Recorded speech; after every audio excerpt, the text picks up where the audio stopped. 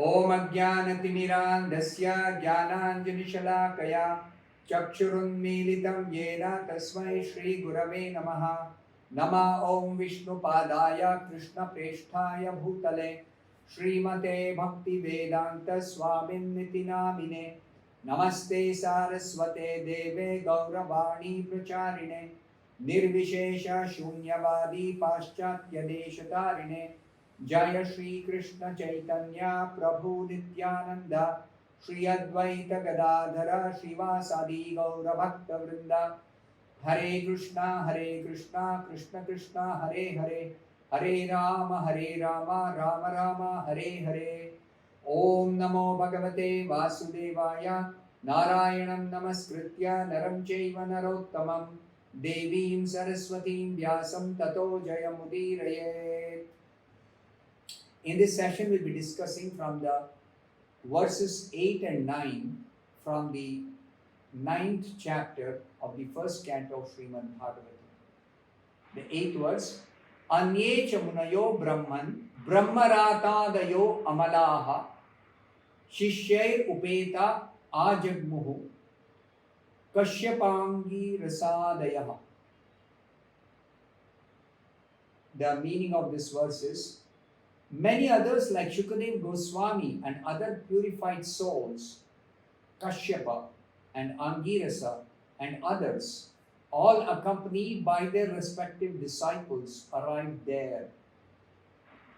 So earlier two verses described a great number of sages.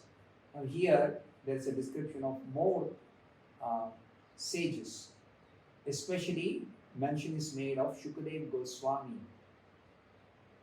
This is Suta Goswami describing the incidents leading to Shukadeva Goswami meeting Parikshit Maharaj and reciting the entire Bhagavatam.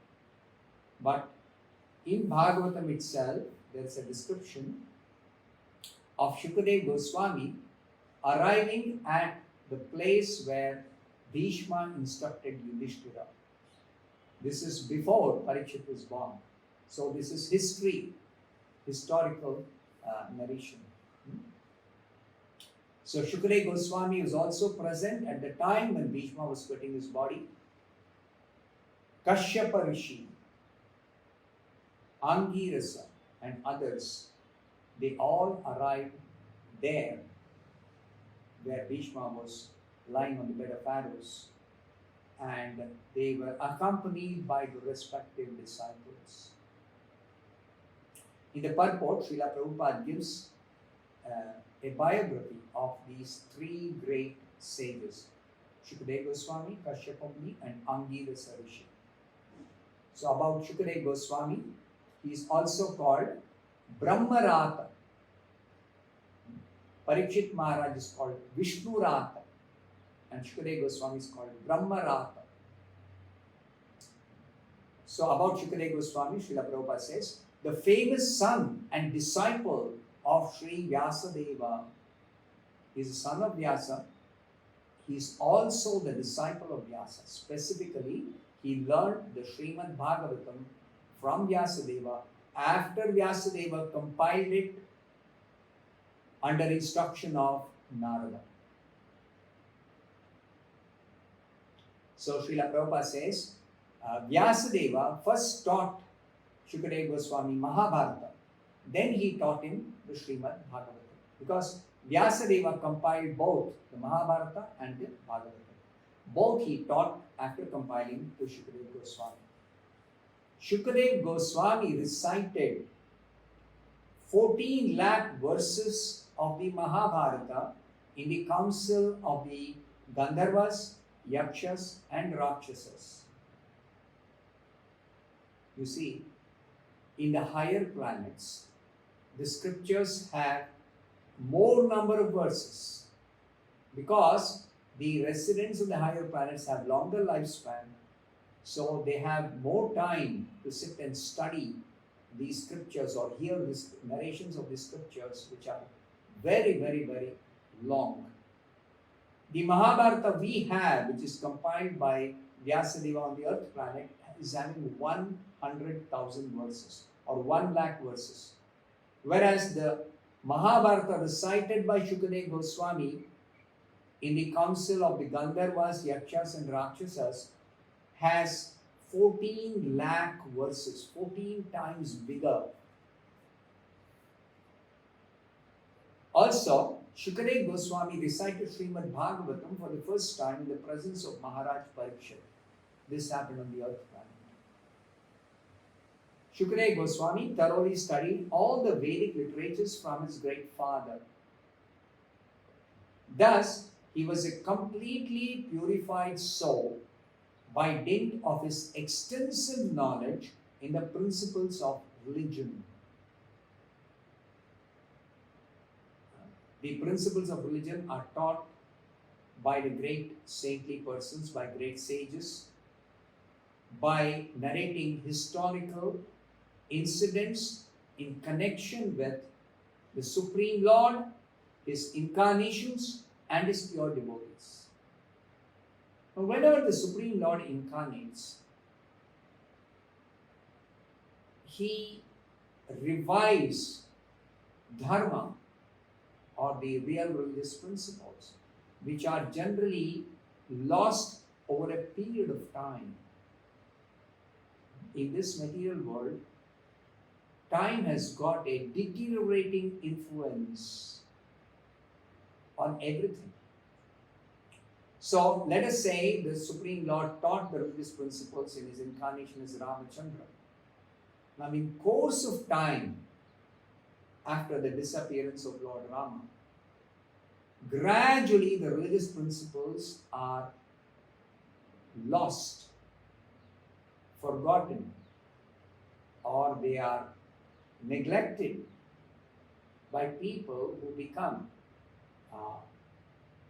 more and more materialistic. That is the influence of the time factor, kala. Like in Bhagavad Gita, Krishna says so, Sakale neha mahata yogo nashta parantapa. In course of time, the religious principles deteriorate in terms of practice, in terms of understanding how to follow them.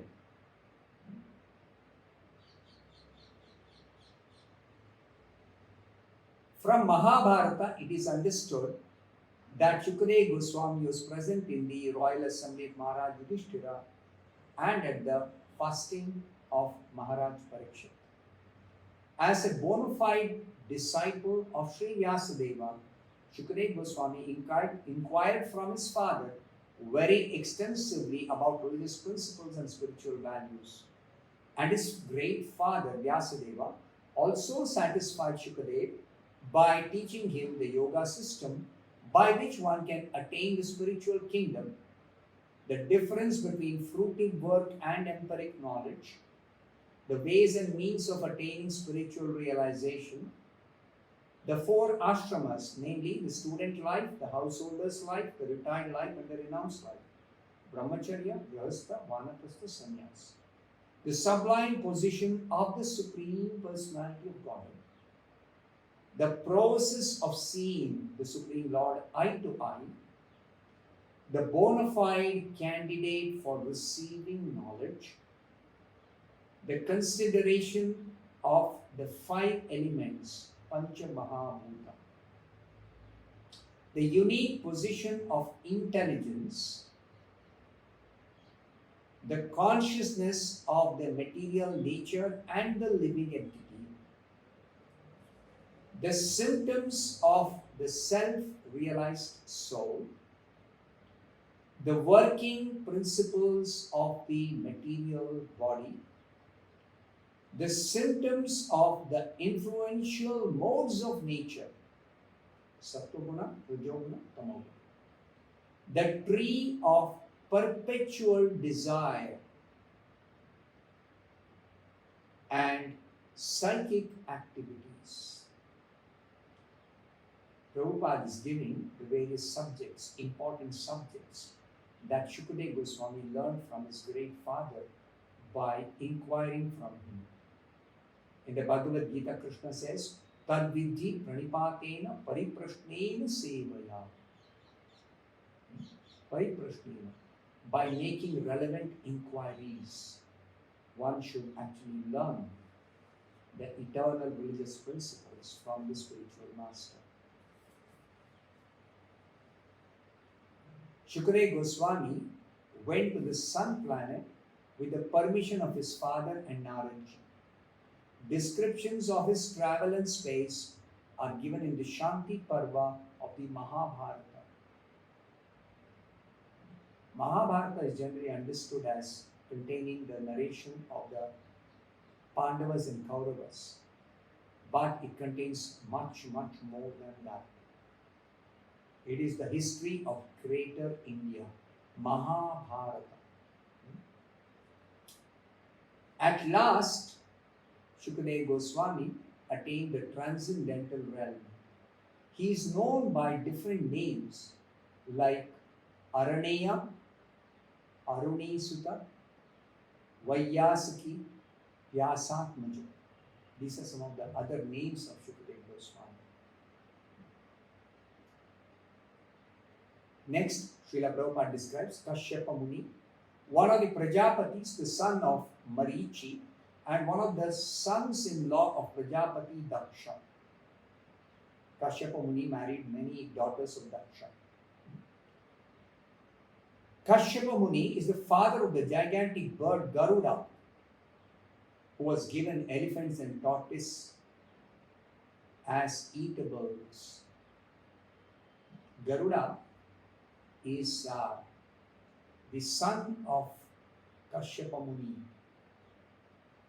Now, how is it possible that a bird can be the son of a rishi, Kashyapa Muni? This is the power of the Prajapatis at the time of the beginning of the creation. At the time of beginning of the creation of this universe, Brahma takes birth from Vishnu, Garbhodakshaya Vishnu, and Brahma is empowered to create the Prajapatis. So when the Prajapatis have to further increase the population in different species, they are empowered to generate the different species by different powers which are given to them.